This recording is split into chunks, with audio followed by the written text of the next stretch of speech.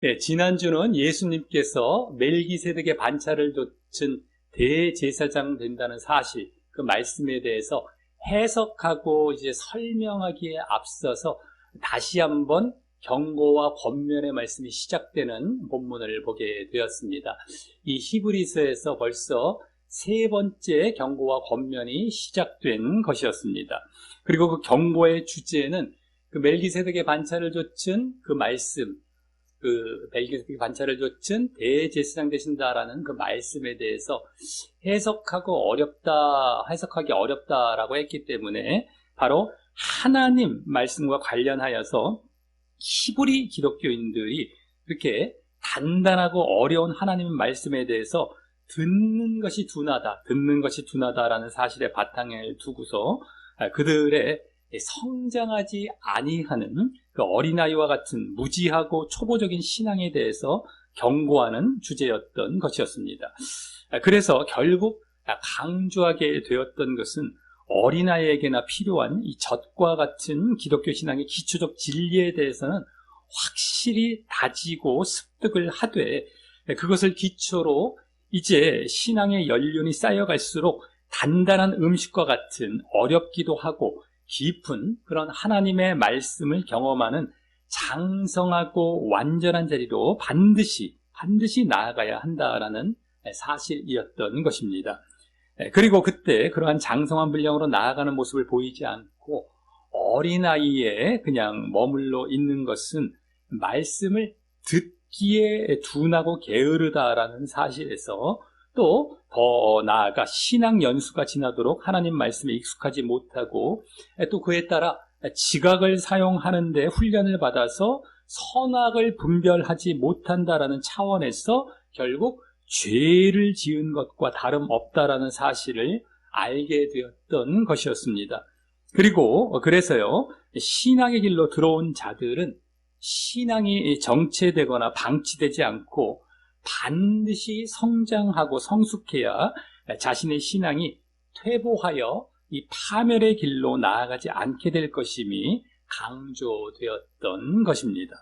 그래서 지난주에는 하나님 말씀의 초보이자 또 다른 말로는 그리스도도의 초보라고 불렸던 바로 이 기독교 신앙의 기초 진리, 기독교의 이 기초 진리를 회개와 믿음을 중심으로, 맨 먼저 회개와 믿음, 이 두 가지를 중심으로 다음 세례, 안수, 또 부활, 심판, 이 네 가지가 더 추가가 되어서 6가지죠. 총 6가지 정도로 언급을 하면서 그것들을 확실히 하고 그 이상의 또 완전한 대로 나아가라고 권면했던 것입니다.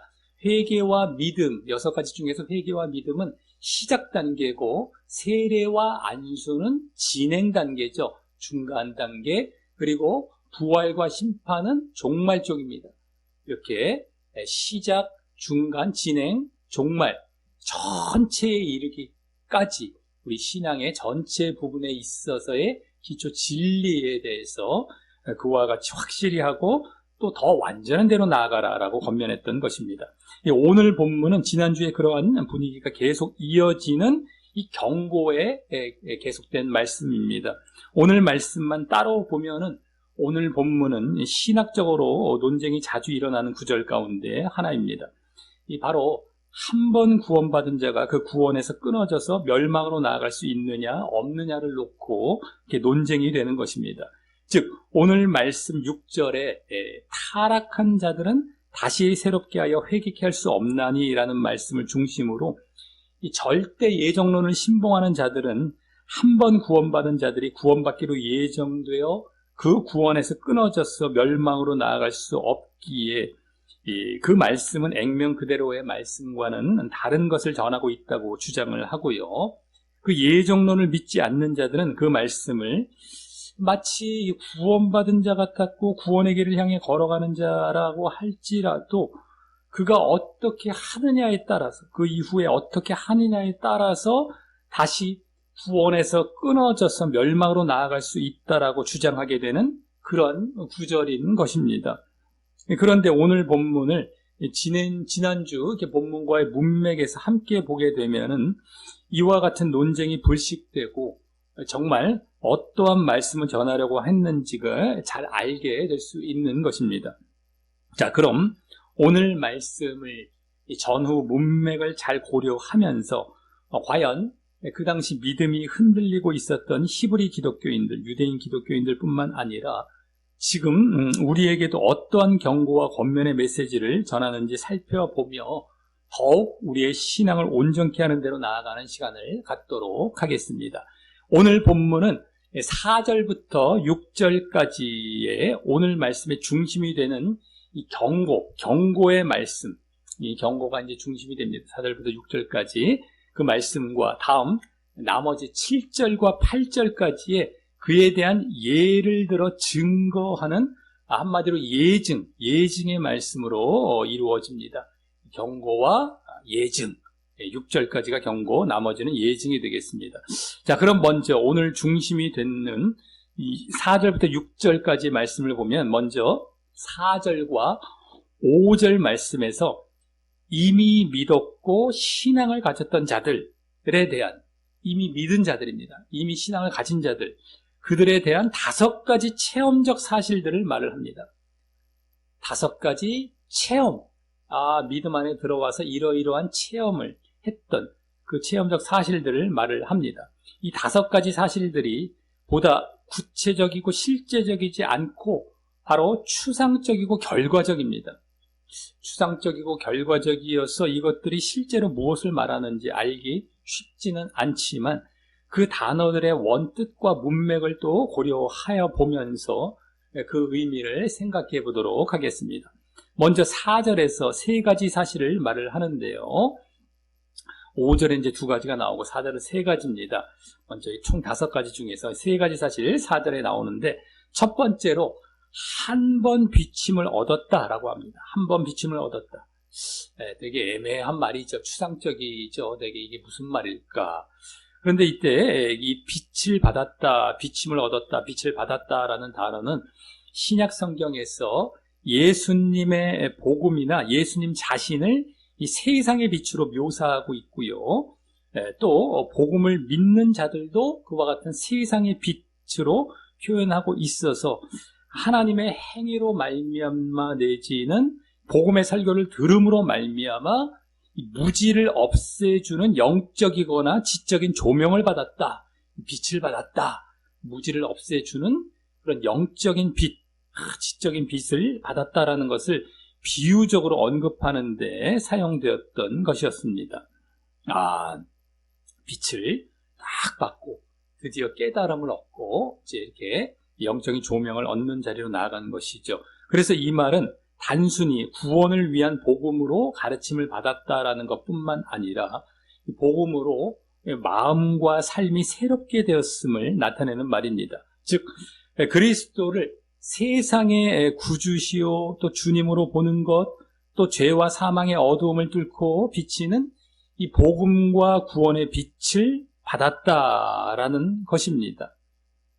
그리고 이후 세례가 이 사실을 증거해 주는 그 또한 당시 마치 빛을 받은 것 같은 의식으로, 빛을 받은 것 같은 차원의 그런 의식으로 주어졌다라고 할 수 있습니다. 이 세례라는 것이 나중에는 그와 같은 빛을 받은 것 같은 것으로 여기는 예식이 되었다라는 것이죠. 어쨌든 간에 그와 같이 자신이 처음 신앙 안에 들어와서 복음을 듣고 그와 같이 복음과 구원의 빛을 쫙 받게 되었고요. 이제 예수님에 대해서도 주님으로 알게 되는 뿐만 아니라 그래서 이제 빛을 쫙 받은 겁니다. 그 다음에 세례가 그 사실을 증거해주는 그러한 의식이 되었던 것이죠. 그런데 이렇게 보면은 이 빛을 받았다라는 것은, 비침을 얻었다기, 그것은 지난주와 연관하여 예수님의 복음을 듣고 나서 지난주 6장 1절에 죽은 행실을 회개하고 또 하나님을 신앙했던, 한마디로 짧게 말해서 회개와 신앙, 회개와 믿음입니다. 죽은 행실을 회개, 하나님을 신앙은 믿음이죠. 그러니까 회개와 믿음, 이라는 가장 기본적인 기초 진리와 그에 대해 또 그 증거로서 세례라는 그 세 번째로 나왔죠. 지난주 1절, 2절에 세례라는 의식까지 받은 것으로 볼 수 있을 것 같습니다. 1절에 지난주 6장 1절에 회개와 믿음, 또 2절에 나온 세례까지, 지난주 6가지 중에 그게 3가지입니다. 벌써 회개, 믿음, 세례, 이 3가지와 연관이 되는, 그것을 과 연관이 되는 것으로 이제 보여지게 되죠. 즉 오늘 본문의 내용이 갑자기 뜬금없이 나오고 있는 것이 아니라 당연히 그 앞의 내용과 상관이 있을 것이라는 것을 생각해 보게 될 때에 지난주 본문과 연관하여 그렇다라는 것입니다. 지난주 본문과 연관해서, 그리고 이제 이렇게 보게 되면 오늘 이 4절 5절 말씀은 지난주 6항목의 기독교의 기초 진리에 대해서 그 예를 들어 언급되고 있는 것으로 점점 그 맥락이 보여지는 것 같습니다. 지난주 6항목 기독교의 기초 진리였는데 그것에 대한 예로 이제 점점 보여지는 듯 하죠. 벌써 한번 비침을 얻었다. 이 첫 번째가 그와 같이 보여지고 있기 때문입니다. 자, 그럼 나머지 4가지 내용들, 이제 여기서는 5가지 내용이 나오는데 4절, 5절에서 먼저 첫 번째를 봤고요. 나머지 4가지 내용들을 살펴보면서 지난주에 그 기독교의 기초 진리와의 연관성이 있는지, 6가지, 지난주 기독교의 기초 진리 6가지와 연관성이 있는지 더욱 찾아보도록 하겠습니다. 그럼 두 번째는 거기 하늘의 은사를 맛보았다라는 것입니다. 4절에 하늘의 은사를 맛보았다. 여기 은사라는 것이 선물을 의미하는 것이기 때문에 이는 앞에 비침을 얻은, 즉 빛을 받은 사실의 결과물로 볼 수 있습니다. 즉 맨 처음에 복음을 듣고 그 다음에 회개하고 믿음으로 말미암아, 이것이 아까 빛을 받았다라는 차원 쪽이죠. 회개와 믿음. 근데 회개와 믿음으로 말미암아 하늘로부터 내리는 선물, 즉 예수 그리스도와 구원의 선물을 맛보았다라는 것입니다. 회개와 믿음에 들어가서 결국 예수 그리스도 또 구원의 그 선물, 하늘의 은사, 바로 그 선물, 구원이죠. 믿음으로 들어가면 구원 쪽인데, 이제 예수님도 또 정말 이 선물로 받고 구원을 선물로 받게 되는 이러한 것을 맛보았다라는 것입니다. 그리고 이때 맛보았다라는 말은 좀 이따 5절에도 나오지만 5절에 또 나옵니다. 네, 피상적으로 맛만 보았을 뿐 실제로 생활 속에서 겪은 일이 없는 것을 말하는 것이 아니라, 전에 히브리서 2장 9절에서 이와 동일한 단어가 예수님께서 죽음을 맛보려 하심이라 라는 말에 사용될 때에도 예수님께서 단지 죽음을 스쳐가신 것이 아니라 실제로 그 죽음을 받으신 것을 묘사하기 위해서 그 단어가 사용되었다라는 그러한 점에서 이 맛보았다라는 것은 실제적이고 개인적인 경험을 통해 알게 되고 맛보았다라는 것입니다. 예수님과 구원에 대해서 말입니다. 예수님과 구원에 대해서 실제적이고 개인적인 경험을 통해서 직접 이렇게 맛보았다라는 것이죠.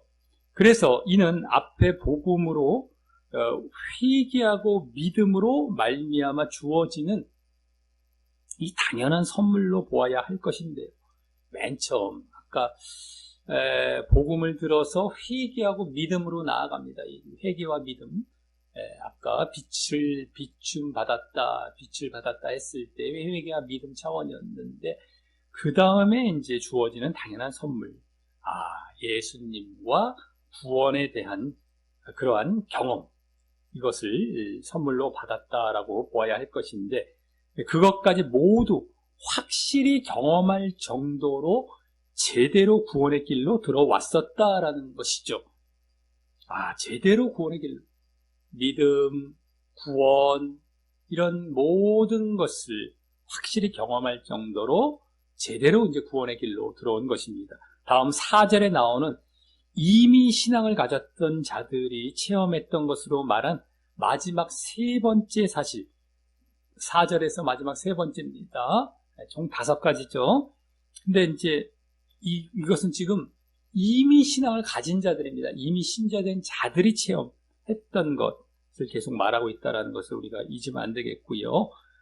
그 세 번째는 뭡니까? 거기 성령에 참여한 바 되었다라는 사실입니다. 여기 참여하다라는 말은 말 그대로 함께 나누었다, 동참했다라는 말입니다. 이는 성령을 실제적인 영적 체험으로 타인과 함께 체험했다라는 말입니다. 이것이 구체적으로 어떠한 경우를 말하는지 자세히 알 수는 없지만 이는 바로 앞에 하늘의 은사를 맛본 상태보다 더 나아간 상태라고 볼 수 있겠고요. 하늘의 은사를 맛본 것보다 더 나아간 거예요. 또 다른 사람과 함께 참여했던 사실로 또 다른 사람 앞에서도 이 자신의 신앙에 대해 증거하게 되므로 더 확실한 그 구원의 길로 나아갔음을 보여주는 상태라고 할 수 있는 것입니다. 아까 이제 은사를 맛보았다, 하늘의 은사, 그것보다 더 확실한 구원의 길로 나아갔음을 보여주는 상태라고 할 수 있죠. 그래서 이는 아마 지난주 그 회개와 믿음에 대한 예식으로서 이 세 번째인 이 세례와 함께 또 안수, 네 번째가 안수였죠. 지난주 6가지 중에 회개, 믿음, 첫 번째, 두 번째 회개, 믿음, 그 다음에 세 번째는 세례, 네 번째는 안수였습니다. 안수, 세례와 함께, 근데 세례와 안수는 함께 또 엮여져서 세례를 받고 안수를 받게 되어지는 차원이었는데, 그 세례와 함께 안수를 받을 때에 그 성령의 선물을 받게 되었음을 나타내는 것과 연관이 있다고 할 수 있을 것입니다. 안수를 받아서 성령의 선물을 받는다는 것, 지난주도 말씀드렸는데 그것과 그대로 연관이 된다라고 할 수 있겠죠. 사도행전을 보면 초대교회 때요, 회개하고 이렇게 세례와 안수를 받을 때에 그러한 일들이 많았었죠. 지금도 물론 그런 일은 이어지고 있지만 그 당시 처음 이 성령 강림이 이루어지고 있었던 때라서 사모하는 마음과 함께 그렇게 좀 더 자주 보여졌던 것 같습니다. 그때는요. 자, 그래서 여기 4절에서는 이미 이 믿은 자들이 체험했던 3가지 내용이 지난주 6항목의 기독교 기초 진리 중에서 바로 4항목과 관련되어 보여졌다라고 할 수 있습니다. 바로 회개와 또 믿음, 그리고 세례와 안수, 이 4가지가 그것입니다. 그리고 다시 이런 식으로 보게 되면 앞서 맨 처음에 한 번 비침을 받은 것, 오늘 4절의 맨 처음 것이 한 번 비침을 받은 것이 나왔었는데 그것이 지난주 회개, 믿음, 세례에 모두 관련이 되지만요. 첫 번째, 두 번째, 세 번째 지난주에 그 관련이 되지만 다음 하늘의 은사를 맛보았다라는 것도 이 세례를 받음으로 그렇게 하늘의 은사를 맛보았다라고 볼 수 있어서 지난주 세례와 관련이 있다고 볼 수 있겠고요. 이 세례를 받을 때에 성령이 임하시는 사건들도 있고 그렇기 때문에 하늘의 은사를 맛보았다. 그 가운데에 더 이제 구원을 체험하게 되고 그렇게 되겠죠. 그래서 세례와도 이렇게 좀 더 연관이 된다라고 할 수 있겠고 나머지 성령의 세 번째인 성령에 참여한 바 된 것은 안수, 지난주 4번째인 안수와 더 관련되어지는 것으로 볼 수가 있어서 지난주 그 앞부분에 4가지 항목이 이제 회개와 또 믿음을 하나로 묶어보면은요, 그래서 3가지 항목이 될 수가 있겠죠. 회개와 믿음은 거의 같은 차원이기 때문에 그 3가지 항목으로 볼 때 오늘 4절에 나온 이 3가지 내용과 그대로 일치한다라고 볼 수 있겠습니다. 회개와 믿음, 그거 한 가지, 그 다음에 세례, 그 다음 안수. 여기가 이번 4절에 나온 3가지 항목과 그대로 순서대로 일치한다라고 볼 수가 있는 것입니다. 그래서 오늘 이 4절, 5절에서 말하고 있는 다섯 가지 사실, 다섯 가지 항목은 지난주 기독교의 기초 진리 여섯 항목을 이 체험적이고 경험적인 측면에서 다시금 언급하고 있을 가능성이 더 높다라고 볼 수 있는 것입니다. 자, 그럼 이제 나머지요. 다음 5절에서 나머지 두 가지 내용을 보면서 지난주 나머지 두 항목인 뭐였었습니까? 죽은 자의 부활과 영원한 심판과도 또 어떠한 연관이 있는지 특별히 유의하여 보도록 하겠습니다. 지난 6장 2절 3절 쫙 보시면요. 죽은 자의 부활, 영원한 심판, 부활과 심판입니다. 한마디로 부활과 심판. 이것과 이번 이제 나머지 여기서 두 항목이 나오죠. 5절에 그것과 어떤 또 연관이 있는지 유의하면서 보도록 하겠습니다. 앞에 세 항목이 그대로 또 연관이 되고 있었기 때문이죠. 자, 먼저 하나님의 선한 말씀을 맛보았다라고 합니다. 이 하나님의 선한 말씀은 그 말은요. 원어로 보게 되면 이 다음에 나올 내세의 능력과 대칭되는 표현입니다. 딱 하나님의 선한 말씀, 내세의 능력 전혀 상관이 없는 것 같은데 대칭적으로 원어상은 대칭적으로 지금 표현하고 있는 말입니다. 그러니까 내세의 능력이라는 건 조금 감이 올 수 있죠. 내세 쪽이니까. 근데 하나님의 선한 말씀이 선한이라는 것이 좀 모호해집니다. 되게 추상적이고 선하다는 게 어떤 차원의 선한 말씀이라는 것인가. 이 대칭이 되기 때문에 대칭되는 차원에서 찾아가 봐야겠죠. 자, 그리고 또 하나님의 선한 말씀이라는 것은 더 원어에 가깝게 말을 하자면 하나님의 말씀의 선함 거예요.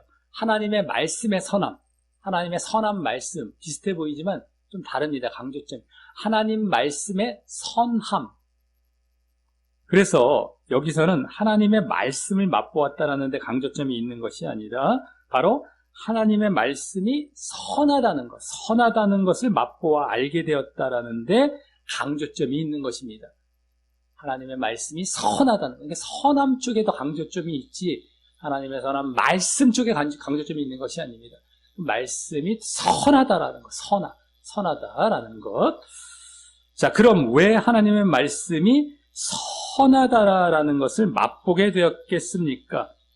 이 하나님의 말씀은 결국 뭐예요? 영혼을 구원하고 생명을 살리기 위한 말씀이기 때문입니다. 영혼 구원, 생명 구원. 이러기 때문에 이게 결국엔 선한 것이죠. 궁극적으로는 그것입니다. 그리고 이는 지난주 다섯 번째 항목인 죽은 자의 부활이라는 항목과 무관하지 않은 것입니다.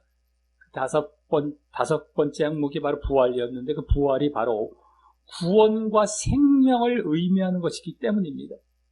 구원과 생명. 그러니 이 죽은 자의 부활과 여기 지금 하나님 말씀의 선함, 이 둘은 이제 그 연관성을 고려하여 생각해 보면 지난주에 그 부활에 관한 교훈이라는 기초 진리를 알게 된 자들이 그에 담긴 구원과 생명의 의미로 인해서 바로 이와 같은 하나님의 말씀이 선하다라는 사실을 맛보고 체험하고 알게 되었다라는 것과 관련이 되는 것입니다. 이 부활, 기초진리 가운데 부활. 근데 그것에 담겨 있는 것이 바로 구원과 생명이었거든요. 그러니까 이 하나님의 말씀은 궁극적으로 그런 차원에서 선하다라는 것이 있죠. 좋다, 선하다라는 것인데 선하다라는 말은 굿입니다. 영어로 굿, 선하다, 좋다. 뭐가 제일 좋은 것이겠습니까? 하나님 말씀에서 궁극적인 것은 구원입니다. 천국이에요, 천국. 그걸 빼고 아무리 좋은 것이 있어도 그것이 없다면 무용지물이죠. 아무리 세상에서 뭐가 좋고 온 세상에서 아무리 좋다고 할지라도 천국 가는 것만큼 좋은 게 어디 있습니까? 그러니까 결국에 하나님의 좋은 말씀, 하나님의 말씀의 좋음, 그 좋음, 선함은 궁극적인 건 구원이에요. 지난주 부활에서 이것을 또 느낀 것이죠.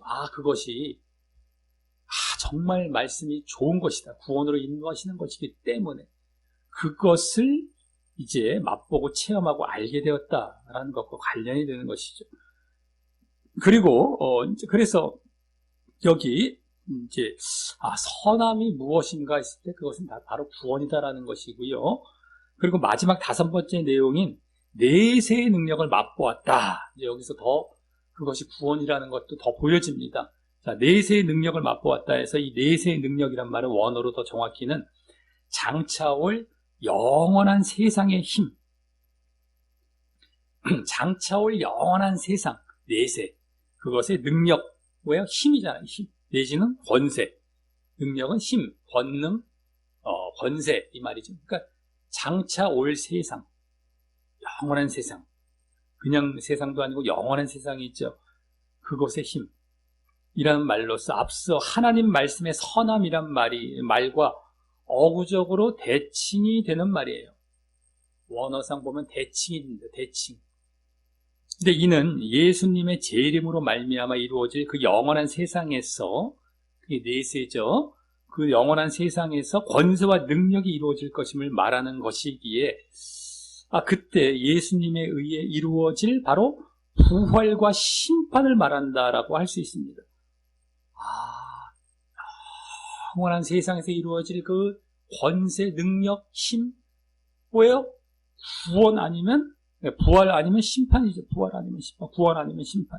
그리고 그것을 맛보았다라는 것은 그것에 대해서 확실히 알게 되고 믿게 되었다라는 것입니다. 앞서 하나님 말씀의 선함에서도 했듯이 말입니다. 하나님 말씀의 선함이라는 것도 그것을 확실히 알게 되고 믿게 되었다라는 말이었었죠. 네, 맛보았다라는 것, 그것은요. 근데 물론 이 땅에서 또 자신의 거듭남과 징계, 거듭남, 부활 쪽입니다. 징계는 심판 쪽이죠. 거듭남, 부활, 징계는 심판. 이런 것들을 통하여서도 그 부활과 심판을 일부 맛볼 수 있는 것이지만 어찌됐든 간에 확실히 알게 되고 믿게 되었다라는 차원에서 맛보았다라고 할 수 있는 것입니다. 그리고 이것은 지난주 죽은 자의 부활과 또 마지막 6번째가 뭐였습니까? 영원한 심판이었어요. 5번째가 죽은 자의 부활. 지금 말씀을 보면서 봐야 이게 자꾸 들립니다. 이게 지금 이게 무슨 말인가? 반복을 자꾸 해드리는 이유가 생소할 수가 있기 때문입니다. 지난주 말씀을 들었다 할지라도 또 생소해요. 이게 자꾸 까먹을 수 있기 때문에 말씀을 보면서 이것을 들으면 쉽게 들리지만 그냥 들으면 이게 막 정신이 없을 수가 있어요. 어쨌든 간에 죽은 자의 부활과 영원한 심판, 이게 5번째, 6번째였습니다. 간단히 말씀드려서 부활과 심판, 부활 심판이었습니다. 이거 모두에 관련이 되는 것입니다. 그렇죠? 내세의 능력이란 말에서 부활과 심판에 모두 관련이 된다라는 것이 이제 제대로 보여지죠. 즉 지난주 그것들에 관한 기초적인 진리의 교훈을 배운 자들이 이번에는 이와 같은 장차올 세상의 능력을 체험하고 깨닫게 되었던 것임을 보이고 있다라고 할 수 있습니다. 죽은 자의 부활과 영원한 심판, 이것이 기초적인 진리였어요. 기독교에. 그걸 배운 자들이 내세의 능력, 이제 나중에 정말 내세에서 이 부활과 심판이 있다라는 것을 분명하게 이렇게 깨닫게 되었다라는 것을 여기서 지금 보여주고 있다. 체험하고 깨닫게 된 거, 체험도 하면서. 여기서 이제 더 분명히 부활과 관련해서도 보여지고 말입니다. 아까 하나님 말씀의 선함, 그건 부활 쪽이었어요. 여기서는 이제 부활과 심판이 다 내포가 되어 있어요. 물론 아까가 부활 쪽에 강조점이 있다면 여기 심판에 더 강조점이 있겠죠. 부활과 심판이 어쨌든 간에 여기 오늘 4번째, 5번째 항목이 지난주 5번째, 6번째 항목과 그대로 일치가 되고 있다는 말입니다. 이게 지금 그렇지 않으면 완전히 무슨 말인지 동떨어진 말이 갑자기 또 뭘 이렇게 막 나열했을까? 이게 무슨 의미일까? 도대체 감잡을 수 없어요. 근데 하나하나 따져보니까 지난주 6항목과 이번에 5항목이 그대로 일치가 돼요. 체험적인 차원에서. 이번에는 체험을 한 거예요. 지난주는 기초 진리를 알고 처음에 이제 이렇게 배우게 된 것이라면요, 이번에는 그걸 체험해서 여기까지 확실하게 맛보았던 차원에서 이 5가지 항목이 다시 언급되고 있다는 것을 이제 발견하고 있다는 것입니다, 지금. 자, 그래서, 그리고 이로써 지난주 그래서 나머지 2가지 항목까지 5번째, 6번째 항목까지도 모두 분명히 관련되게 된 것입니다. 자, 그래서 오늘 4절과 5절에 나온 내용들은 뭐였습니까? 뭐 얻었다, 빛을 얻었다, 비춤을 얻었다, 뭐 맛보았다, 뭐 또 성령에 참여했다, 맛보았다, 참여했다, 얻었다 라는 단어에서 바로 체험적인 내용들을 말하고 있는 것이 분명히 보여지고 있었는데요. 이 영적인 체험들, 이번에는 다 체험적인 차원입니다. 이 영적인 체험들은 이렇게 우리가 그 단어의 본래 의미를 좀 더 자세히 생각해보고 또 지난주와의 문맥의 흐름과도 함께 보았을 때에 지난주 6항목의 기독교의 기본적인 기초 진리와 관련이 되어서 그것들에 대해서 경험적으로 체험할 수 있는 사실들을 그 예를 들어 말한 것임을 잘 알 수 있는 것입니다. 즉, 지난주 그 기초 진리에 대해서 확실히 그 털을 닦았던 사람들이 겪게 될 그 영적인 체험에 대해 기술한 것이라는 것입니다. 털을 확실히 닦았던 사람들이 이것까지 또 체험하는 이런 것이 되는 것이죠. 자, 그러니 이 체험들은 지난주 어린아이와 같은 신앙인들이 그 기초적인 진리조차 다시 배워야 하는 차원은 넘어서서 지난주에는 어린아이와 같은 자들, 젖만 먹는 이 기초진리, 지난주 6가지 기초진리도 정말 다시 배워야 할 그런 지경에 있었다라고 얘기를 했는데 그것은 그 차원은 넘어선 것이죠. 이들은요, 지금 여기 보여지고 있는 것들은요. 그래서 이제 그 기초는 다져지고 그에 대한 실제적인 영적 체험까지 했던 경우를 말을 하는 것입니다. 그래서 이 체험들을 겪은 자들은 이미 회개와 믿음을 통하여서 지난주 그 기초 진리 가운데 나와 있는 내용들입니다. 첫 번째, 두 번째 회개와 믿음이죠. 회개와 믿음을 통하여 예수님을 주님으로 고백하고 또 현재의 실질적인 교회 생활, 세례와 안수 쪽이죠. 그것은요, 지난주 3번째, 4번째인 현재 시작은 회개와 믿음으로 시작을 했어요.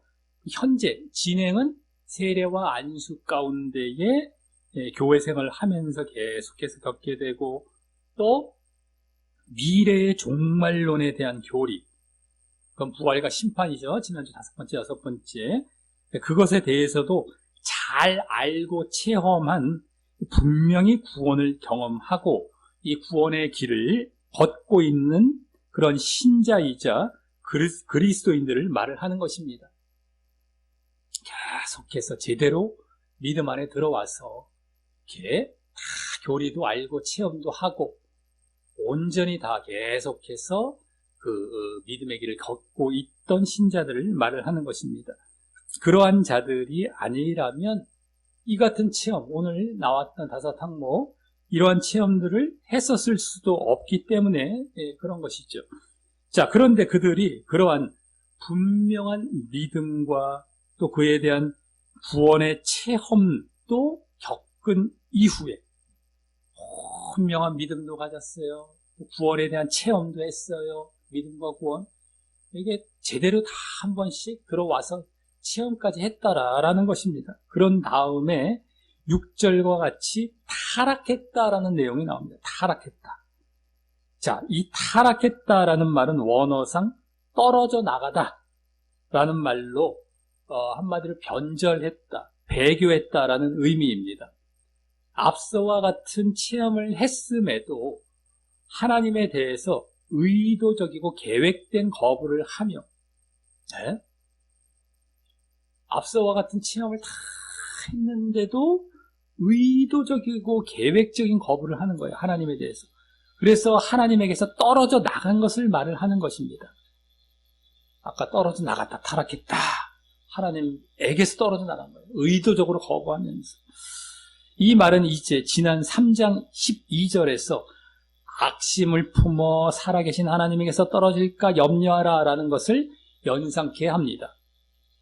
그리고 그때 그 말은 구약에서 구원의 길에 들어선 것을 의미했던 바로 출애굽했던 이스라엘 백성이 이 40년 동안 하나님의 역사를 목격하고 이 하나님의 말씀을 또 들었는데도 불구하고 마음을 강팍해 하여 하나님을 의심하며 이 하나님의 길에서 벗어나 방황하고 하나님의 안식의 약속을 거부한 것을 말한 것을 그 예로 들어서 했던 말 가운데 나온 말이었습니다. 그래서 이 타락했다라는 말은 이들이 앞서와 같은 하나님께서 주신 구원의 체험들을 했음에도 불구하고 이제는 그것들을 단호히 거부하며 스스로 구원의 길에서 벗어난 것을 보여주는 것입니다. 구원의 체험들을 분명히 했는데도 그런데 그것을 단호히 거부하며 스스로 그 구원의 길에서 벗어난 것을 보여주는 것입니다. 타락했다라는 것. 그런데 그러한 자들이 다시 새롭게 하여 회개케 할 수 없다라고 합니다. 다시 새롭게 하여 회개케 할 수 없다. 자, 이 부분이 이제 아까 앞서 말씀드린 논쟁이 되는 부분인데요. 이 말은 더 정확히 말을 하자면 다시 새롭게 하여 회개케 할 수 없다라는 말은 회개로 다시 회복시키고 돌려놓을 수 없다라는 말입니다. 하나님께서는 언제든지 회개하는 자들에게는 용서를 예비해 놓고 계신 분이십니다. 그런데 이 사람들은 회개 자체로 돌려놓을 수 없다라고 합니다. 왜 그럴까요? 그 이유를 알기 위해서 이 말 또한 단순히 이 구절만 볼 것이 아니라 이 앞의 문맥과 그 흐름에 맞추어 비추어서 해석을 해야 합니다.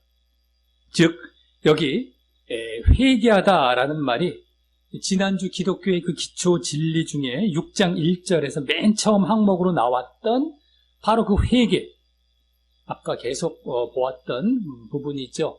말씀드렸던 부분, 회개. 그 회개를 말한다고 보아야 하는 것입니다. 그것은 이제 이 믿음과 구원을 위한 가장 시발점이자 기본적인 진리였죠. 가장 시초, 가장 시작점이자 기본적인 그 진리가 바로 회개였습니다. 그런데 믿음과 구원을 위해서요. 그런데 이 사람들은 하나님에 대한 그 믿음과 또 그분으로 인한 구원을 이미 알고 체험했음에도 불구하고 단호히 거부하고 스스로 그 믿음과 구원에서 떠났기에 그 시작점인 회개 자체에서도 스스로 떠난 것이 되어서 그렇게 회개할 수 없다라는 것입니다.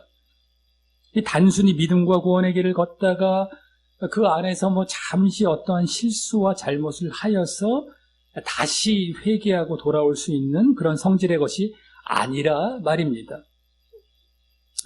그래서 아예 시작점에서도 스스로 떠난 것이에요. 이미 모든 체험을 했음에도 그 모든 전체에서 의도적으로 떠나버렸기 때문에 회개 자체에서도 떠났기 때문에 그 회개로 돌아올 수 없다는 것입니다. 마치 구약에서 이 출애굽한 이스라엘 백성들이 하나님의 역사와 또 그 구원을 체험했는데도 불구하고 다 체험했어요. 이스라엘 백성들도 하나님의 역사, 말씀, 구원 다 체험했습니다. 제대로 된 믿음, 신앙의 체험들 다 할 수 있는 자리에 다 들어왔었던 자들이었어요. 그럼에도 불구하고 마음을 강팍해 하고 하나님의 길에서 벗어났을 때에 그와 같이 끝까지 회개하지 않는 모습이 보여졌음과 함께 결국 하나님의 안식에 들어가지 못하고 광야에서 다 엎드러져 죽어갔던 모습이 보여졌었던 것처럼 말입니다. 그 모습과 지금 동일한 것이에요. 거의 다. 지금 히브리서도 구약 말씀을 배경으로 인용해서도 계속해서 말씀해 왔었죠. 지금까지도. 그렇기 때문에 다 그것이 배경이 되는 것입니다. 그래서 이에 대한 이유를 더 잘 설명해 주는 내용이요. 바로 6절 하반절에서 이는이란 말과 함께 나오게 됩니다. 바로 하나님의 아들을 다시 십자가에 못 박아 현저히 욕을 보였기 때문이라는 것입니다. 그럼 왜 이렇게 되는지에 대해서도 우리가 이제 문맥을 고려하여 생각해 보게 될 때에 잘 알 수 있을 것입니다. 여기 예수님이라고 하지 않고 하나님의 아들이란 말을 쓴 것은 바로 세례 받을 때의 신앙의 고백과 연관이 됩니다. 예수님을 하나님의 아들로 고백하는 것이 이 신앙 고백의 가장 핵심이기 때문입니다.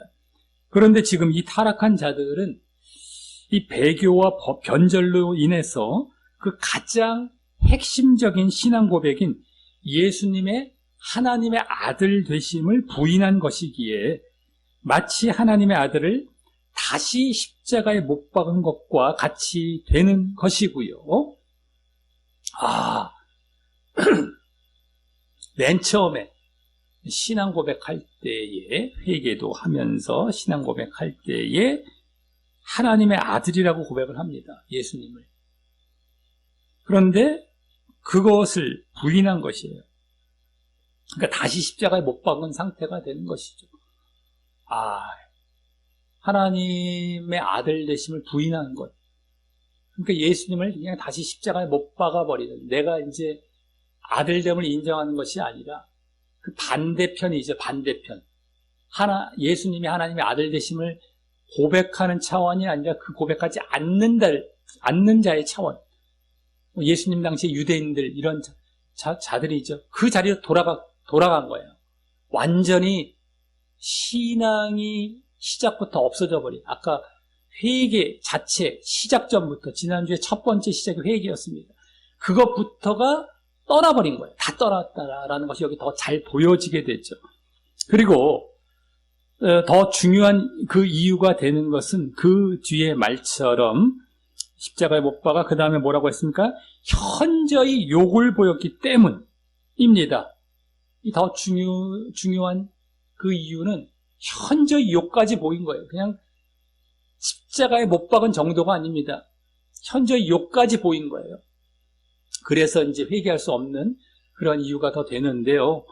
자, 여기 현저히 욕을 보였다라는 말은 원어로 다른 사람들에게 공개적으로 신앙을 부인했다라는 의미가 됩니다. 다른 사람들에게 공개적으로 현저히 욕을 보였다. 이 신앙을 부인했다.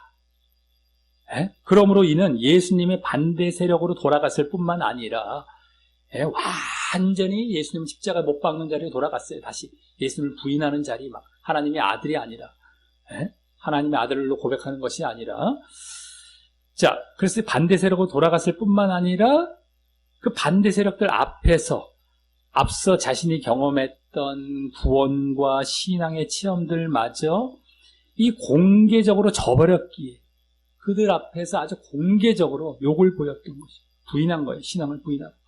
그렇기 때문에 그 구원과 신앙의 대상인 하나님의 아들을 마치 예수님께서 처음 십자가에 달리실 때처럼 그 반대 세력들 앞에서 다시 십자가에 못 박고 공개적으로 악평을 받고 욕을 받도록 곁에 보여주었기 때문입니다. 그 다른 사람들, 반대 세력들 앞에서 한마디로 예수님을 악평하고 욕을 한 것이죠. 그걸 곁에서 다 보여준 겁니다. 공개적으로 반대 세력으로 돌아가서. 그래서 그냥 부인하고 신앙을 떠난 것뿐만 아니라 확실하게 그들 앞에서, 반대 세력들 앞에서 그렇게 욕을 보이면서까지 분명하게 예수님을 십자가에 못 박은 것이죠. 신앙에서 떠나고 반대 세력이 되었고 완전히 그런 차원이 된 겁니다. 물론 이때 반대 세력에 해당하는 자들은 당시 히브리서가 쓰여질 당시는 히브리 기독교인들에게는 유대교가 될 것이겠고요. 유대교 쪽. 그들이 계속해서 예수님을 반대했던 자들이죠. 대표적인 자들이었고요. 또 지금은 이 세상이나 아니면 다른 종교, 이방 종교가 될 것입니다. 그들에게도 계속해서 자신이 신앙을 떠났음을 이제 공개적으로 고백하고 또 반대하는 이 예수님에 대해서 또 하나님에 대해서 반대하는 그러한 모습을 보였던 것이 되는 것이죠. 그래서 이들이 그와 같이 귀한 신앙과 구원의 체험을 했음에도 이 신앙의 가장 근본에서 떠나고 또 그것을 반대 세력 앞에서 공개적으로 하나님과 그 아들을 욕보이기까지 시인하고 드러낸 것이기 때문에 설령 이들이 혹 나중에 후회함으로 가룟 유다와 같이 자살할 일은 있어도 다시 회개하고 돌아올 수는 없다라는 것입니다. 이들은 신앙의 전체를 다 겪고 나서 처음부터 겪고 나서 그것을 또 완전히 돌이켜서 완전히 떠난 것이기 때문에 그것이 되어질 수 없다라는 것입니다. 완전히 떠났기 때문에 혹 그냥 후회 정도는 할 수 있을지 모르겠어요. 자살할 정도. 근데 못 돌아오는 거예요. 자, 지금까지의 이 말에 대해서 이제 7절, 8절에서는 농사에 대한 비유로 이제 예를 들게 됩니다. 예증이 되는 거예요. 예증. 이 예를 통하여 지금까지 무엇을 말하려고 했는지 그 의도를 이제 잘 알 수 있을 것입니다. 그럼 거기 7절, 8절 뭐라고 합니까? 땅이 그 위에 자주 내리는 비를 흡수하여 밭 가는 자들의 쓰기에 합당한 채소를 내면 하나님께 복을 받고 만일 가시와 엉겅퀴를 내면 버림을 당하고 저주함에 가까워 그 마지막은 불사름이 되리라 라고 합니다. 자, 이 비유에서 땅이라는 것, 땅은 신자들을 말을 하는 것이죠. 땅이 이렇게. 그 다음에 그 위에 자주 내리는 비. 이 비라는 것, 비는 하나님의 말씀과 은사들을 말을 하는 것이죠. 땅에 그 신자들 위에 계속해서 말씀 또 은혜, 은사 뭐 이런 것들이 주어지는 것.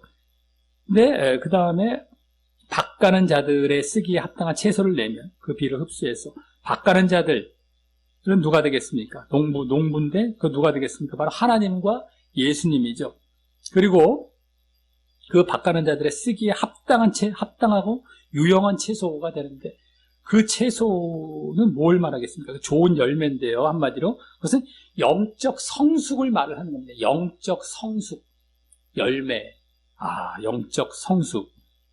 또 가시와 엉겅퀴, 그와 반대되는 가시와 엉겅퀴는 영적 후퇴와 배교죠. 영적 후퇴와 배교.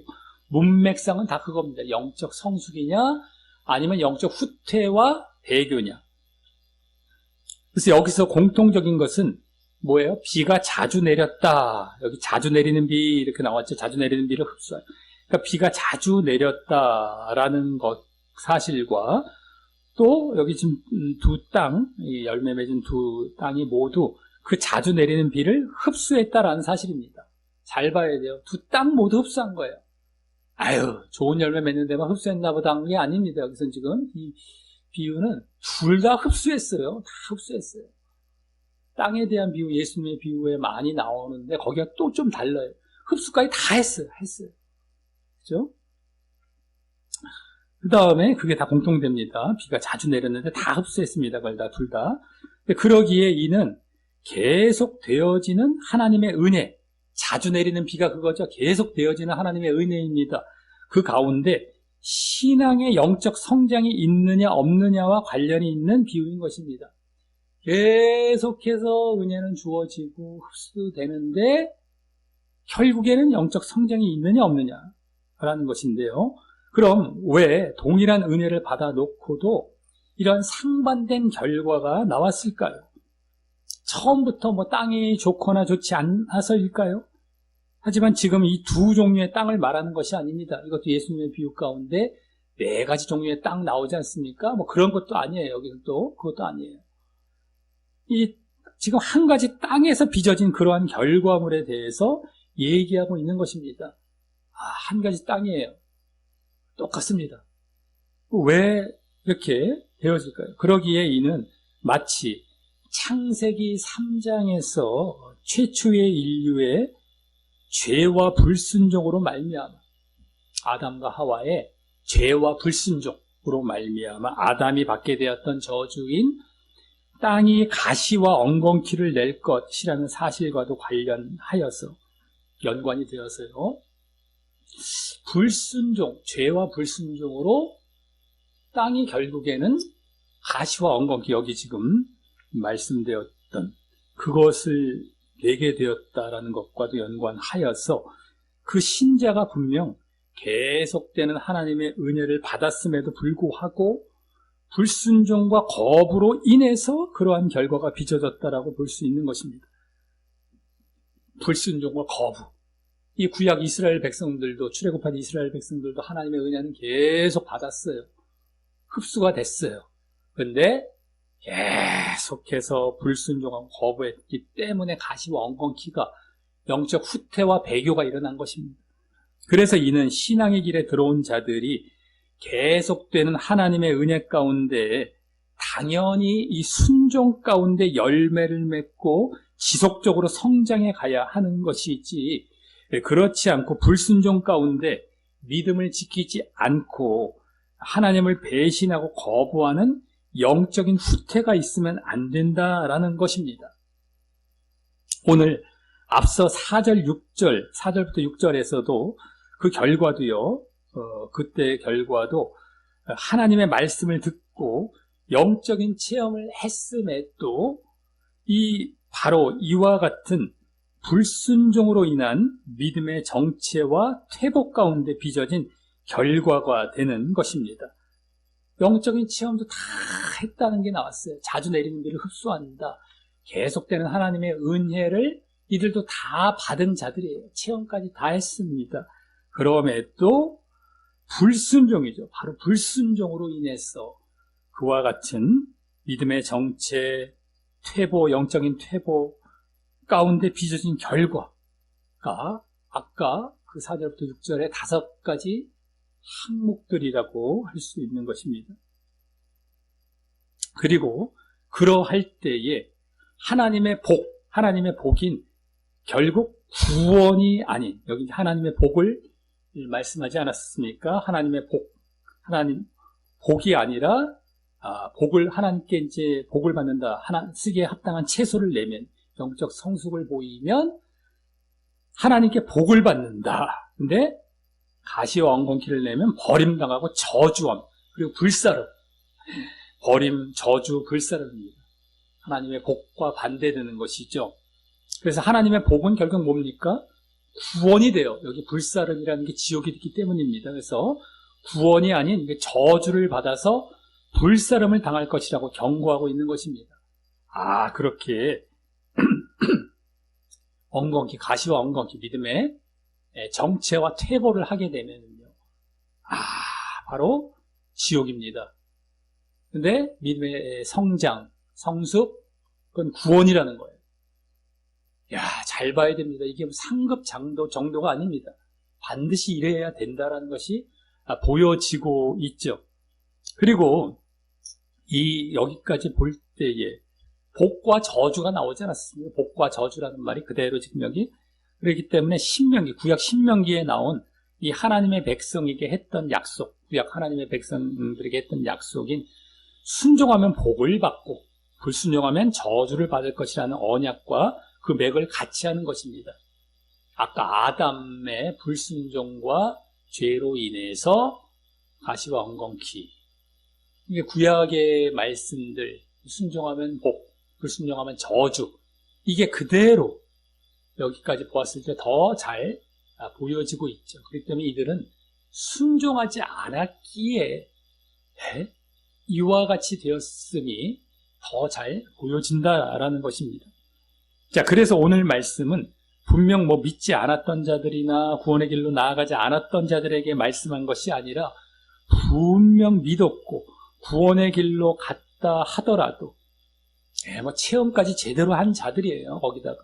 그런데 그럼에도 열매 맺고 계속적인 성장이 없게 되면 결국 퇴보하고 타락하여 구원을 온전히 이루지 못하고 멸망 가운데 나아갈 수 있음을 말하고 있었던 것입니다. 반드시 성장해야 돼요. 지난주 본문에서도 이미 결국 이러한 내용이 강조되었던 것과도 같이 말입니다. 지난주에도 어린아이에 있다라는 것이 그럴 수도 있지가 아니었습니다. 분명히 장성한 분량으로 가야만 구원이었어요.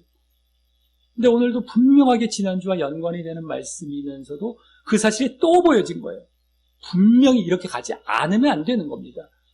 나는 어린아이 정도라도 그냥 구원만 받으면 돼요가 아닙니다. 어린아이에 있다면 정체가 됐거나 퇴보로 갔다라는 거예요. 결국엔 퇴보로 간다라는 겁니다. 죽는 길로 가는 거예요. 멸망으로 가는 겁니다. 이 어린아이가 지난주에 그 비유 가운데 나온 어린아이는 귀여워라, 그냥 겸손하다 이런 어린아이가 아닌 겁니다. 어리숙하고 미련하다라는 차원의 그냥 뭐라고 할까요? 네? 그러한 차원의 어린 아이를 얘기한 거예요. 네? 그렇기 때문에 반드시입니다. 반드시 성장. 이게 없으면 성숙, 이게 없으면 성화라고 할 수도 있고요. 이게 구원 차원이란 말이에요. 상급이 아니란 말입니다. 성경 전체에서 보여지지만 지난주 오늘 본문 또 분명하게 보여지고 있는 것입니다. 자, 이로써 오늘 말씀은 지난주와 그 흐름을 같이 하여 지난주 기독교 신앙의 기초적인 진리에 대해서 그에 대한 이제 체험적인 차원에서 기초적인 진리를 이제 다 배웠어요. 근데 그걸 또 체험하는 것, 체험적인 차원에서 다시 한번 이 신앙의 성장이 있어야 함을 강조했던 말씀이었습니다. 신앙의 성장 쪽입니다. 그러므로 이 부분이 신학적 논쟁이 있는 이 본문이지만요, 그 구절이 담겨 있지만 예정론적인 생각은 버리고 그 문맥상의 의미를 생각하여 보면서 그 경고에 귀를 기울이고 그대로 순종하는 것이 꼭 필요한 말씀이었던 것입니다. 오늘 경고의 대상이 되었던 이 타락한 자들은 지난주에 기독교의 기초 진리에 관련된 그 체험들을 겪게 된 것을 볼 때에 분명 회개와 믿음을 통해 구원의 길로 들어와서 그에 대한 체험도 분명히 했던 자들이었습니다. 그런데 그와 같은 구원에 관련한 그런 분명한 체험을 했음에도 불구하고 그 믿음과 구원에서 스스로 의도적으로 거부하며 떠난 것이기에 그것의 출발점인 회개로 회복시킬 수 없다라는 것이었습니다.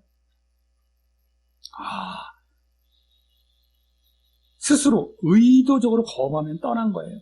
믿음과 구원에서. 그래서 그 출발점이 회개 아니겠습니까? 그걸로 회복시킬 수 없다라는 것이었습니다.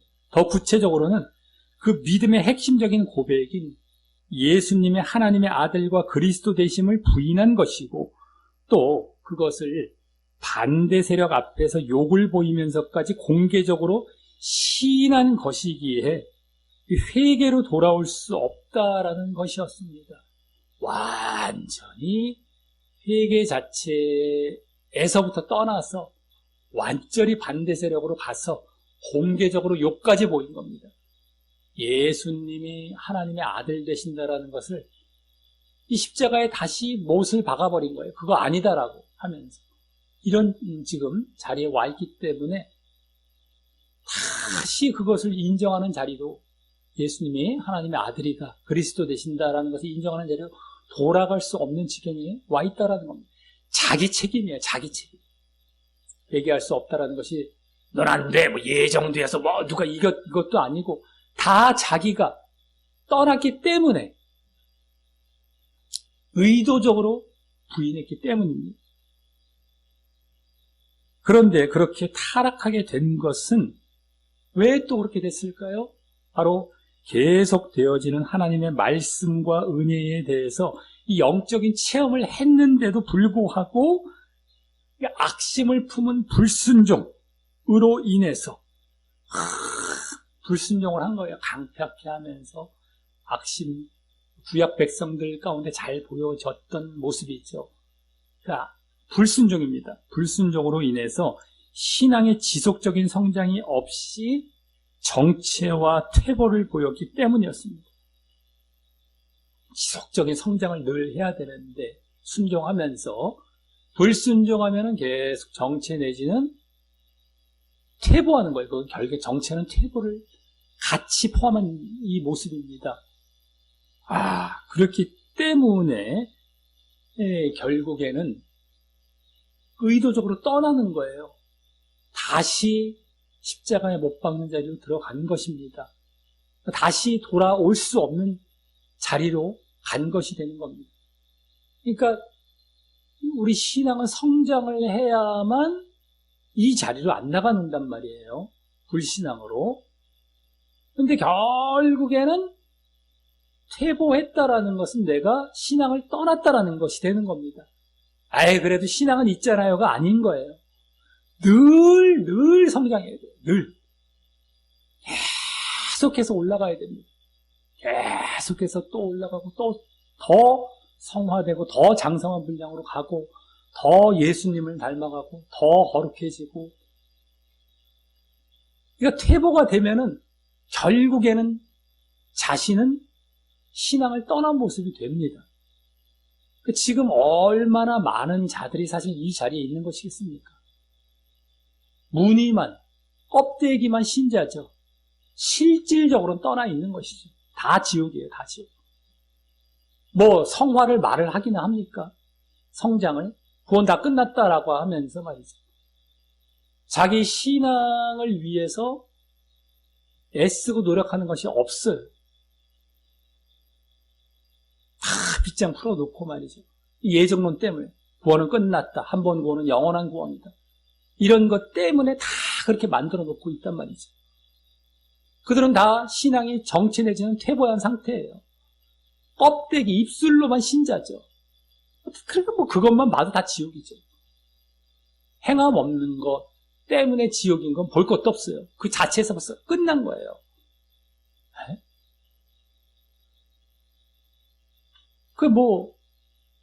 입술로는 내가 아니다라고 얘기해봐야 그것과는 상관이 없습니다.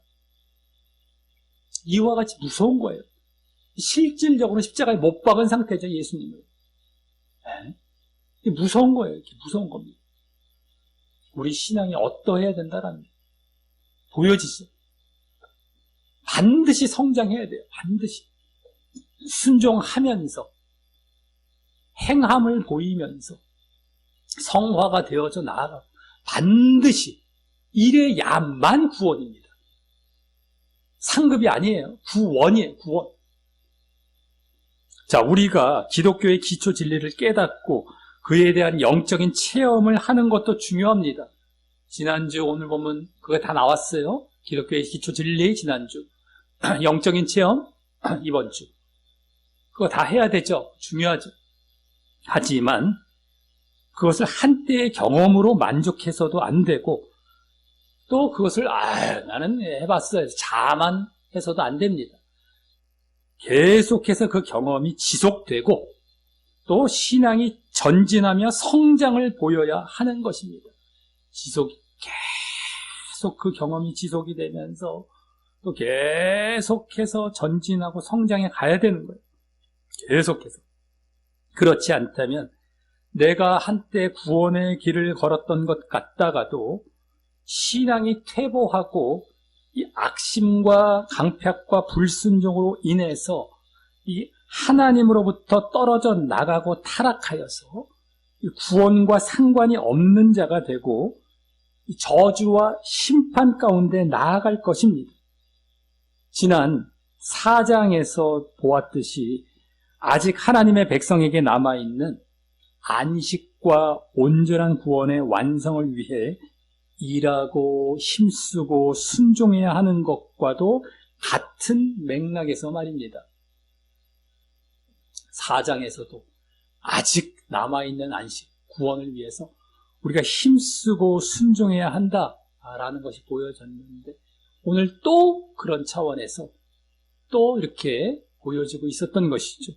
그래서 구원은 한번 얻었다고 영원히 보장되는 것이 아닌 계속되는 과정입니다. 계속돼요.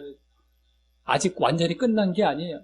구원받았다 했을 때 구원에 들어왔다, 구원의 여정에 들어왔다라는 것이지 구원이 끝났다라는 것이 아닙니다. 완성이 됐다라는 말이 아니에요. 그전에는 구원에서 완전히 상관도 없는 자가 구원에 그 궤도에 올라탔다라는 것일 뿐이지 그것이 완성이 됐다라는 것이 아니에요. 거기서 떨어져 나갈 수 있는 거예요. 언제든지 다시. 그래서 늘 순종하고 성장해야 하는 것입니다. 이게 과정이죠. 늘 순종하면서 성장해야 돼요. 한번 얻었다고 끝나는 것이 아닙니다. 계속 순종하고 성장하면서 구원을 이루어 가야 되는 것입니다. 그러할 때 하나님께서는 오늘 말씀과 같이 저주와 멸망이 아닌 복과 구원을 주실 것입니다. 구원, 그럴 때만 분명히 아시길 바라겠고요. 우리 모두 늘 이러한 순종과 성장을 보이며 늘 구원으로 나아가시고 완성시켜 가시고 그래서 결국 그 구원에 들어가는 자 되시기를 예수님의 이름으로 간절히 축원합니다.